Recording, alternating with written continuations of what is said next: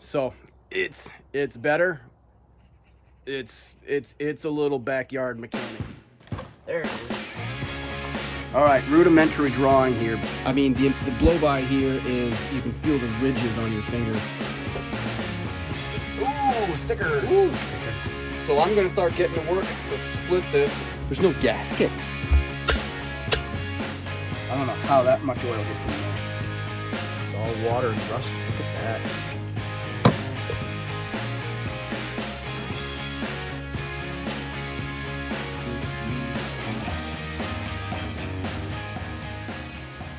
All right, guys, settling in this a little bit here. I set up to do a leak down test, and I wasn't very well set up. I had a good block off kit for my exhaust.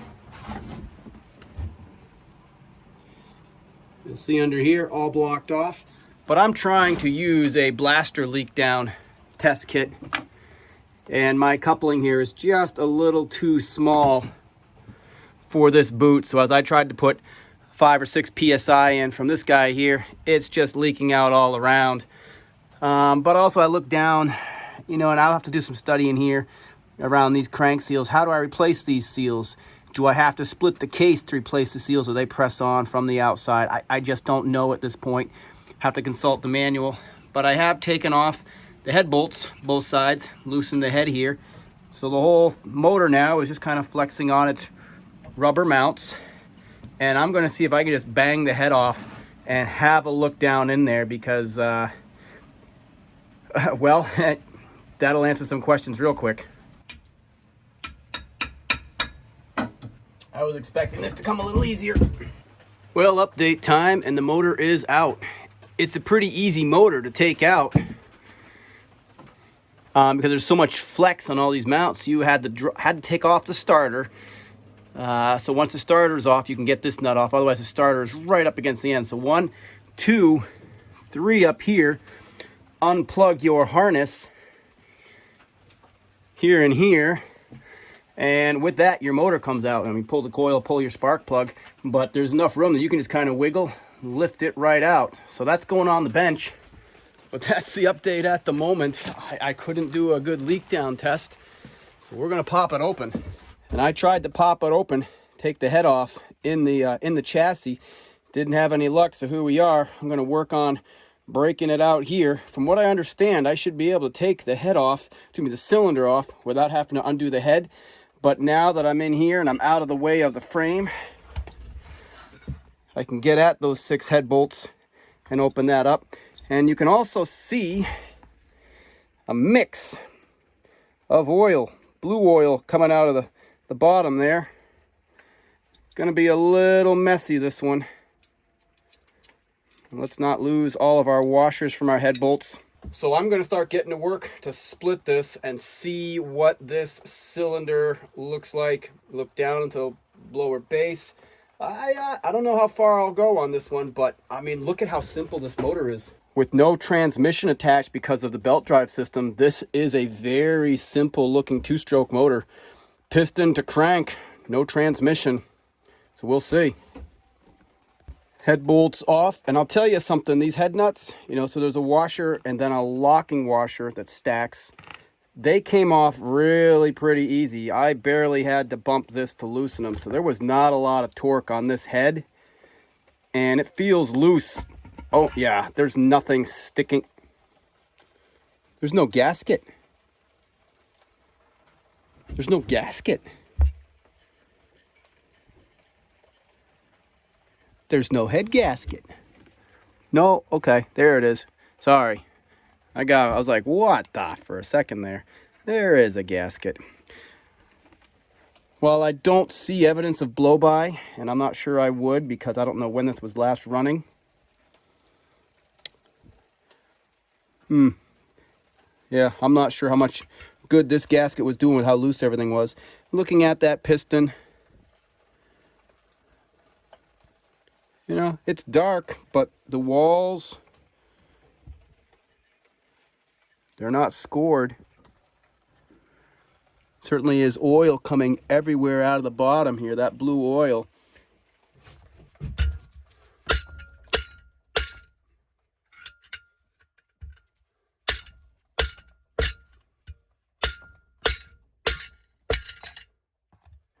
Everything is free, but it does not want to move.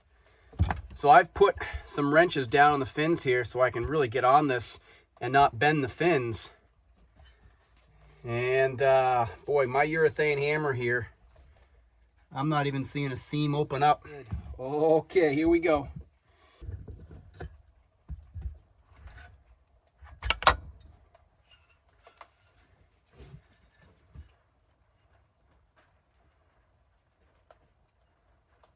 You know, cylinder does not look bad, but I will tell you,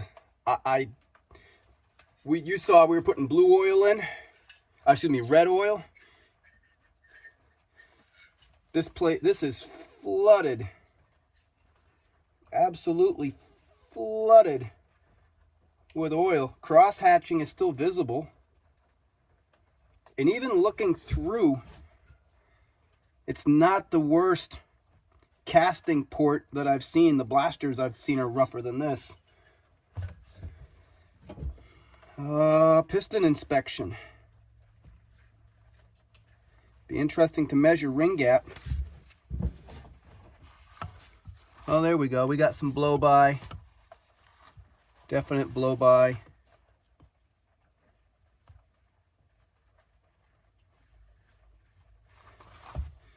Two strokes, these rings sit in little divots here. They shouldn't rotate like all that.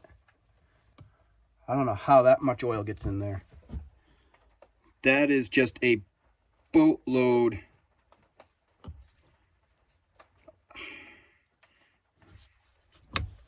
Everything feels all right. There is no up and down in the piston, side to side on the rod. Happy with that. I'm okay with this crank. I have never seen that amount of oil. So looking at the condition of this piston and this, let me wipe down this cylinder, but I might get some measurements on this for tolerances. All right, guys, I'm going to do 6 measurements on my cylinder over here to find out if it's out of round and what the bore is. It should be 72 millimeter. The idea is I'm going to use my cylinder tool here, and I'm going to go a measurement at the top, exhaust to carb, and then 90 degrees off, same. So I'll have 6 measurements when I'm done. And let's get an idea. If it were round, my understanding is this should be 72 millimeter. I'm using the post to line myself up. Loosen it up, pull it out there. Make sure I am zeroed out. Zeroed. There goes my first measurement. And my first measurement, I'm going to say, comes in at 72.23.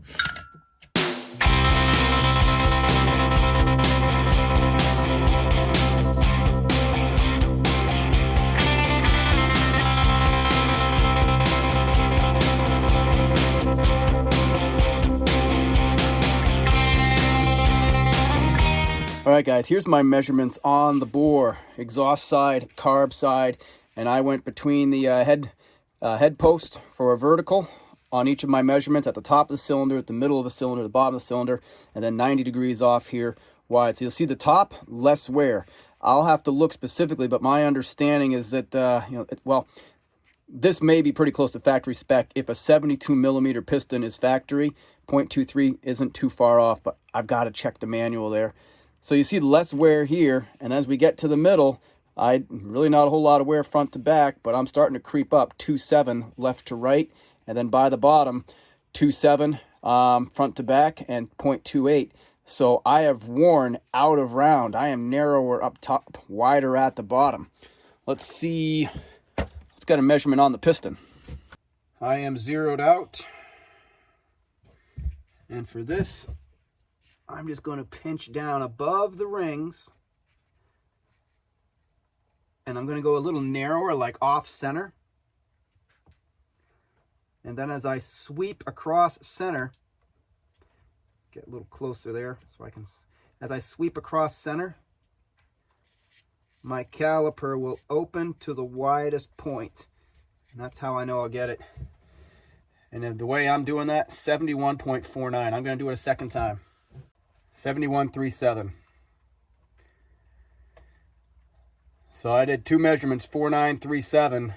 I mean, either I suck at measuring, or this carbon's throwing me off. 71.58. I'm going to go with that. All right, on the 250 models, it's in inches, so I had to redo everything. Stock bore, 2.835. Piston clearance, 85 through 90. We're in 86. 0.0014 to 0.0028. So recognizing 2.835 is stock going up. We're a little bigger, 2.84, 2.843, then 2.846, 2.848, 2.844, 2.844. So we're out of round and we've worn larger. And my piston, I get 2.815.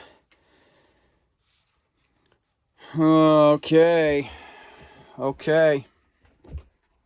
And for those of you that are interested, 250 models, 85 through 90, ring gap, 0.008 to 0.016 is the gap range. If I were to take these rings out, stick them in the bore, and measure the gap between the ring to see if the rings are worn.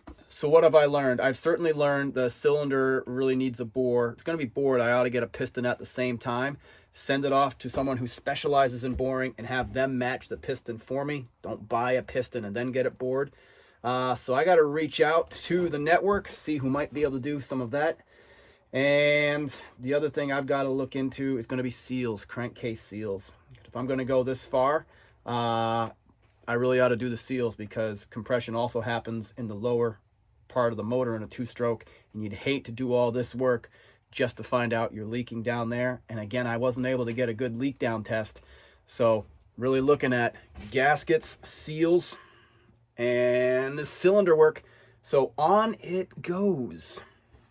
To measure my ring gap, I've just taken the rings off, taken the piston off, pressed a ring in there. I'm going to use the piston to make sure it's sitting in here nice and level. And with it nice and level, there's the gap there I'm interested in. Let me get my feeler gauges. And so it was looking in inches, 0.008. There's my 0.008. Plenty of room. Let's go to the upper tolerance, which was 0.016. There it is, my 0.16. I am in there with room to spare. I'm getting some drag on 0.24. My goodness. Sorry, 0.024.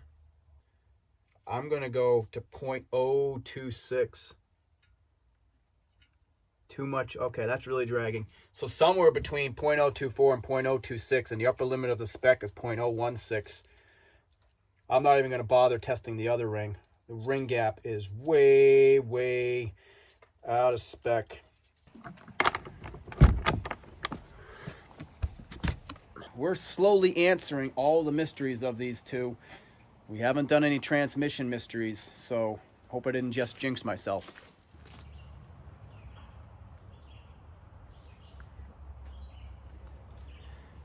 All right, it's been a minute. Where we left off last time, to catch you up, we got it up to crank. We had spark, but we couldn't get fire, and we know the compression was around 100 psi. Manual calls for a minimum of 115, so we've got to figure out why we have low compression, and we have two different opportunities here. One of them, this is the one we anticipate is going to be the runner. Chassis is good and straight, frame's good and straight, had everything pulled together here. Pulled the motor and pulled the top end off. The motor that was sitting in here is off at Ritter Cycles. It's getting professionally rebored, and then they'll match another piston to it. So we should have good tight compression coming off of the top end there. And if we do everything right for a two-stroke and seal everything up for air leaks, That's one motor, should be running great. While I'm waiting for that, because I figure there's probably maybe as many as 2 months there to get that through boring with such a line of folks looking to do that right now. Funny how we all wait till it's riding season to get our work done. We have the other motor. So this one here, we still have the work to do because the chassis is kind of foobarred up front there. But the idea for today is we're going to strip this one down and we're going to pop the head, and I'm hoping that we can do a new piston and rings in here. Hoping. We'll see how things are out, how far out of round or not, so we'll have to do some measuring, and if so, we'll take the pieces off the other motor, put it all back together and go from there. To get into here, we're going to have to drop the exhaust, which is really just springs. Everything on here is held with, there's one bolt in the back. Springs hold this header pipe in and then to the head. And we'll take the heat shield off. We'll have a mount up top. There's a mount in the bottom, and there's one mount in the back, and that's really it. It's pretty easy to lift these motors out because there's nothing to them. The whole transmission is separate. So with any luck, we'll be able to get the head off while it's on the frame. And I'm told it's doable. It looks doable, but depending on how stuck these old gaskets are, could be in for a chore. But that's the idea today, is let's get that head off. Let's do some measurements. If we're happy, piston and rings. And if that looks like it's going to do what we need, we have a gasket set. We'll get a motor together back into this chassis and we'll try and fire again. And because I know you're also all dying to get an update on the blaster build, we have parts back from Powder Coat. This was done at Race Metalsmiths down in White River Junction. So here's the frame. You get a little sneak peek there of the swing arm. A lot of loud colors coming in here. And I gotta show you one more color. Check out the sprocket and hubs. That's gonna be fun. And there's all kinds of things to do. I've got another blaster motor here for a buddy going through. I've got my main motor, got all my parts back. That's got to be gone through. And here's the other lower end, where for the Polaris Trail Boss 250, where the other top end is off with Ritter Cycles. So waiting on that. So as we get into it here, as I mentioned, we started taking the bolt off the back, and just a shot to show how the springs all line up. One spring, two springs. Once this is undone, the whole thing can slide. Let's see here, it's actually going to slide forward, and then the head has two springs down in there, the header pipe, and once those springs are off, this just pops right out there. And then finally one last spring. So pretty easy removal on that side. And then we've taken off the top head bolt. I'm gonna have to feed this back through because I'm looking to bang this head to at least crack it open, either between here or further down. So we'll go there next. So as we're getting ready to bang the head off here, we got the motor mount, and nice thing is you can just tip on these rubber motor mounts. There's all kinds of play. Exhaust is off. The 4 base bolts are off, so now we're going to whack on the head.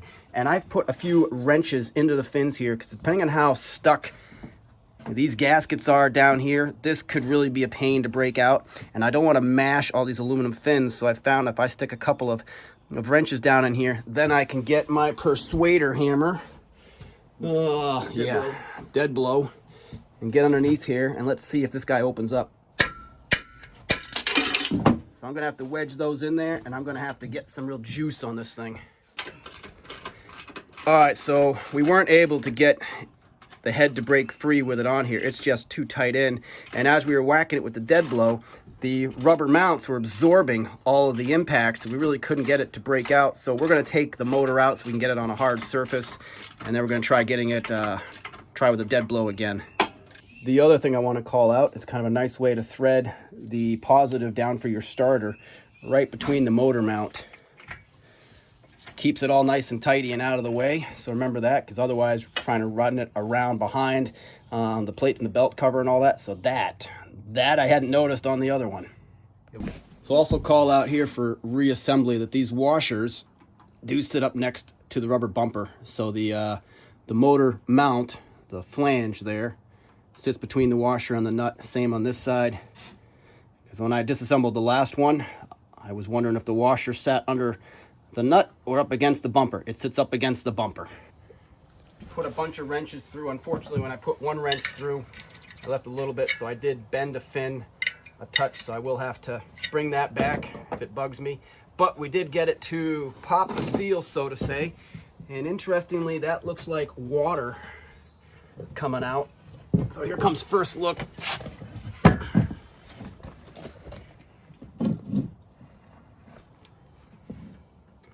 It's all water and rust. Look at that.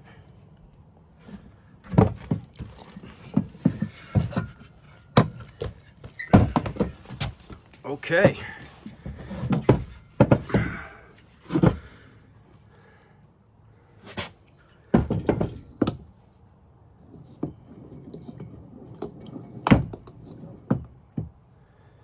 There's a lot of striation on there, so clearly that was wearing. A lot of carbon buildup. Let me grab a rag. Nasty. This one didn't have a carburetor on it, so it could have come in through there. So this could have been my storing over the winter. So this is all blow-by. Yep. All this color here. So clearly these rings are worn. And if I press these rings together, I don't even feel anything protruding out. So, and obviously this is old gasket, this tan looking gasket. Let's flip this over, start draining it, because watch the puddle that's going to come out of this guy. This ought to be fun.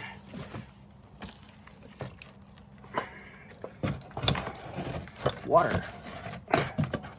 See if I can prop him up in the corner here.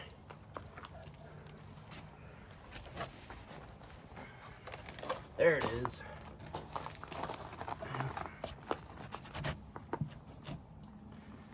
Okay, so let us take the head off, and then we're going to do some measurements in the board. So let's take this guy off.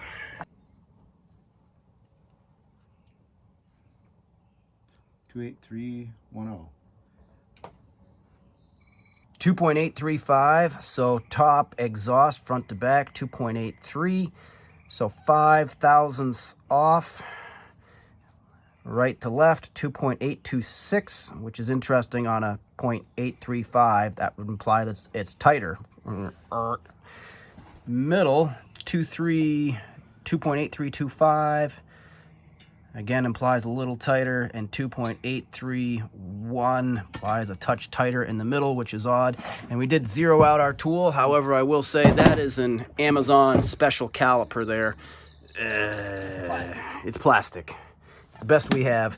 And then the bottom, front to back, 2.834. Again, feels a touch tight, and 2.8295. Again, a touch tight for an actual spec there.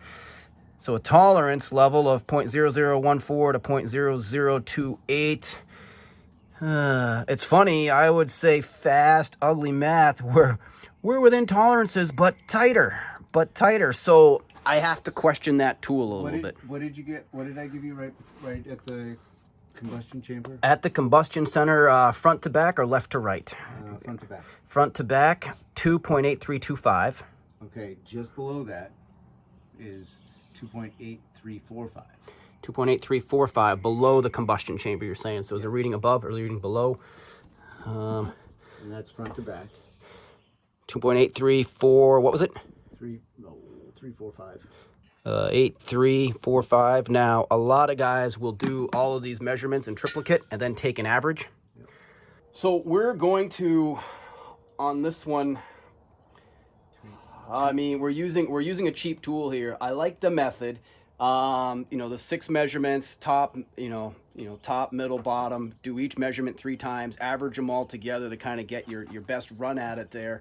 And even still, this one is not as wackadoodle, so to say, as the other head and piston I sent out. And I used the same tools for measuring the other one, and I did the same thing, multiple measurements. So we're going to go ahead on this one, and we're going to put a new piston and rings in and see where we go there. Now, the bottom end on this one was full of water, so we'll use the bottom end from the other side because that was full of oil. Looks like that was probably the one that was being worked on. Crank, crank, crank, no start, put a lot of oil in it. So it was well preserved. So I have a Nomura piston and rings. So this is stock bore, and of course everything in the manual is in inches, And here we are in millimeters. Stock piston size 71.96, and that would be on what would be a 72 millimeter bore. So we would have to convert 2.835 to millimeters to understand what that bore is. It should be 72 millimeter. It should be, but and let's take a look at this. Now the other thing that we haven't done is measure the ring gap, and I'm assuming if I measure the ring gap in another cylinder, which we're going to do it, I'm betting that gap is way out of spec. So in this kit, wrist pin bearing, wrist pin, circlips. Centimeters or millimeters? Millimeters. 72 millimeters should be the bore. And look at that Nomura there. Okay. 283465. These should be rings. This actually might work. This actually might work. And the nice thing on these rings is I noticed already, sometimes you have to ask which side goes up. These ones are actually, they say top on them. Usually it's the manufacturer's marking or whatever is stamped on them is the upper side on the ring. Nice, these ones say top. And we have a gasket set, so next thing we have to do is we have to clean up our mating surfaces for the gaskets, and then we're rocking and rolling.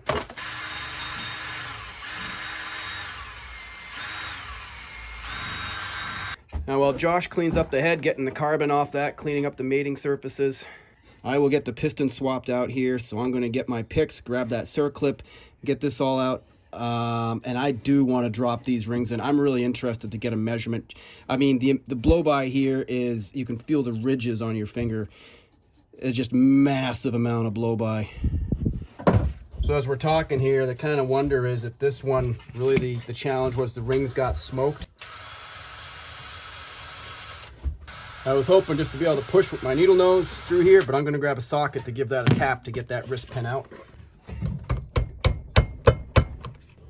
All right, there is a nasty looking piston.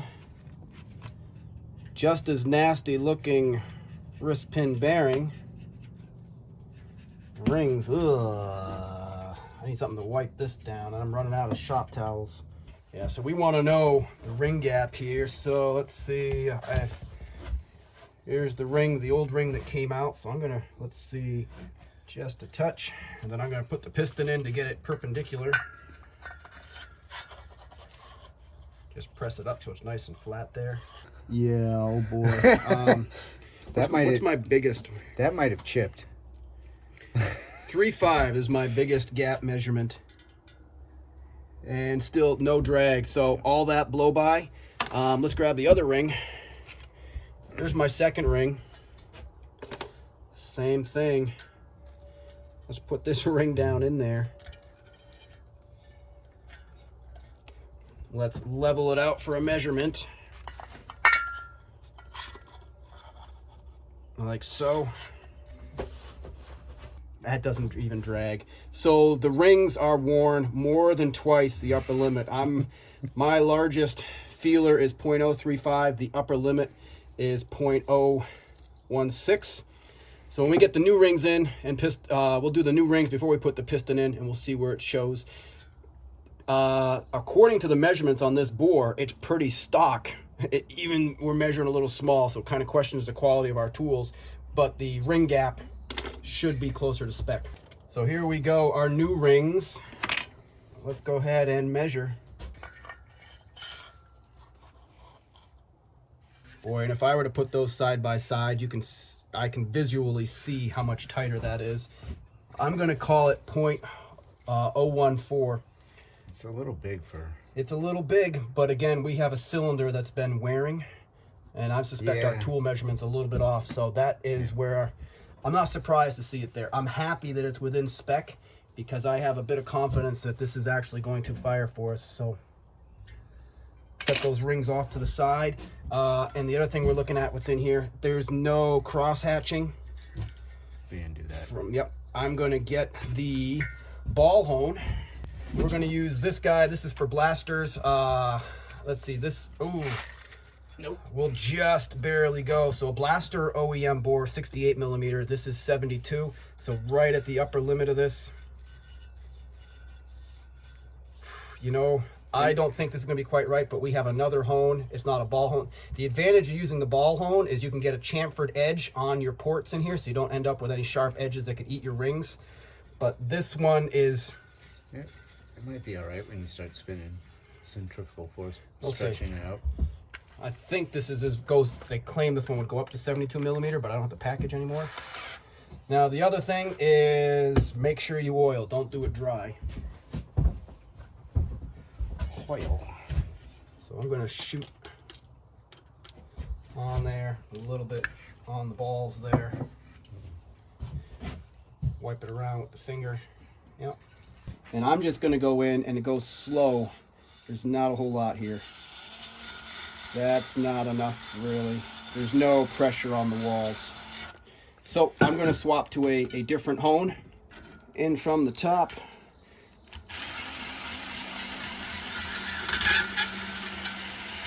One, two,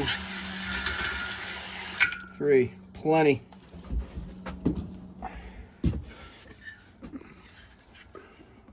Now, even through, you got to wipe it down in there, but you can start to see some cross hatching. It's not great because even still down here, I can see some nastiness. But it's better than it was. Gonna have some. It was baby butt smooth before.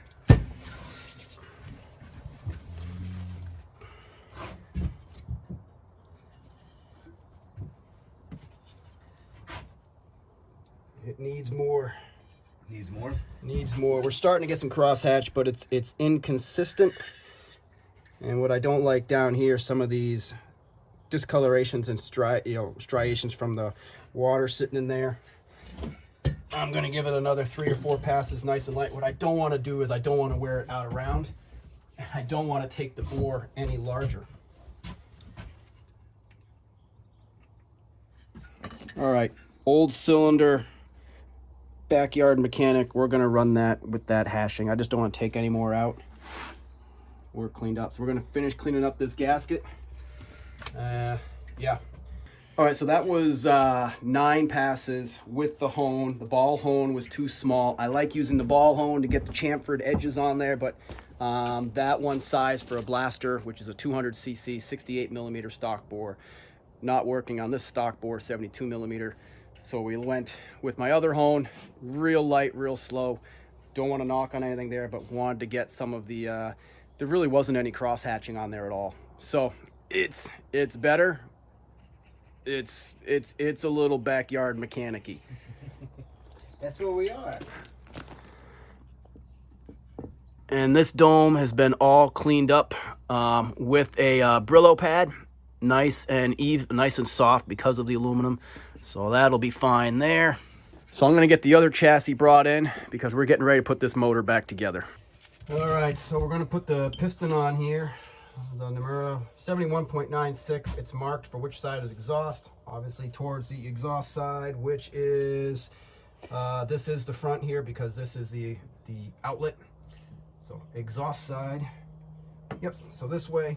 We have, and this has come, it's already got assembly lube on it or some kind of grease, which makes sense so the little bearing pins don't fall out. Should sit right in. And often what I like to do is get my first circlip in one side, make it easier, one less chance to drop it down the bottom of the motor. You want to pack that with grease? Do you normally pack those with grease? So I haven't. Some guys use a little bit of assembly lube or a touch of oil. But I will put my peeper protectors on.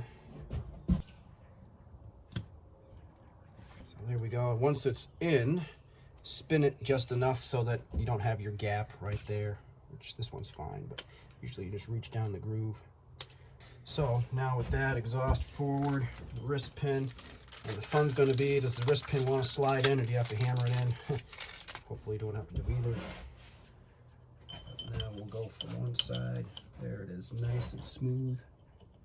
Oh, another thing I should say, when you're checking here, a little side to side on the arm is okay. You don't want up and down, and this one is rock solid. There's no play this way. If there was play that way, we'd want to do something with the bearing, or, and there is a spec for side to side. But so that's nice. Now slid right in there because if that happens, we have to split the case, and I don't want to split the case.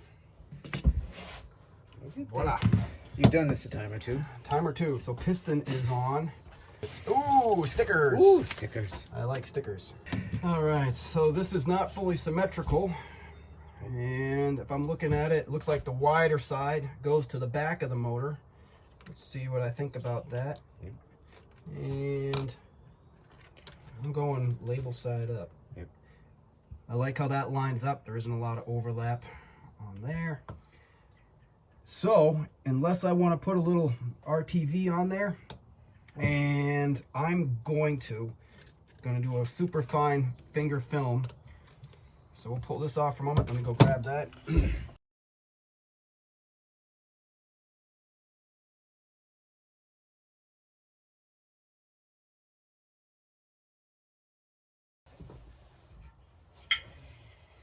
New rings. And on the 2-strokes, there's pins in here. So on a 4-stroke, your rings will rotate. On a 2-stroke, they don't. No, there's no oiler ring. So I'm going to go into the groove. Top is labeled up. And with this size, I'm usually able just to walk them right around. And voila, there's that pin. And then if you bring the camera in, I'll show them the pins. So you got one pin here, so when it's compressed, 2-stroke ring doesn't spin. There's another pin right here. So I'm just starting my end, again, with my top up and walking it right around. There we go. We are ready for the cylinder. So while Josh gets those finger tight down, the cylinder base bolts are going to be 25 to 29 foot-pounds, and the head bolts 18 to 20. I've got the Motion Pro crow's foot here, so I can get my torque wrench on and crank it in. So we'll do that next to get those torqued right. 20. Let's go to the opposite side.